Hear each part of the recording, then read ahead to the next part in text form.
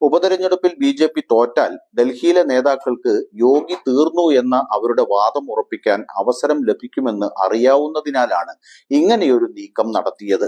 സംസ്ഥാനത്തിന് പുറത്തും സംസ്ഥാനത്തൊട്ടാകെയും പ്രചാരണം നടത്താൻ മുന്നിൽ നിന്ന താരപ്രചാരകനായ യോഗി മുഖ്യമന്ത്രിയായിരുന്നിട്ടും ഡൽഹിയിലെ BJP നേതൃത്വം പരാജയം ഉറപ്പുള്ള മിൽക്കിപൂർ, കട്ടേഹാരി നിയമസഭാ സീറ്റുകളിലെ ഉപതെരഞ്ഞെടുപ്പുകളിൽ മാത്രം ഒതുക്കിയതാണ് വിവാദമാകുന്നത്. മിൽക്കിപൂർ, കട്ടേഹാരി നിയമസഭാ ഉപതെരഞ്ഞെടുപ്പുകളിൽ പാർട്ടി ദയനീയമായി പരാജയപ്പെടുമെന്നും അതിനാലാണ് ആദിത്യനാഥിന് ഈ സീറ്റുകളുടെ ചുമതല നൽകിയതെന്നും അവതേഷ് പ്രസാദ് മാധ്യമപ്രവർത്തകരോട് പറഞ്ഞു. മിൽക്കിപൂർ, കട്ടേഹാരി സീറ്റുകളിൽ BJP തോൽക്കുമെന്ന് BJPക്ക് അറിയാമെന്നും പ്രസാദ് അവകാശപ്പെട്ടു. അതിനാലാണ് ഈ രണ്ട് സ്ഥലങ്ങളുടെയും ഉത്തരവാദിത്വം അവർ മനഃപൂർവ്വം അദ്ദേഹത്തിന് നൽകിയത്.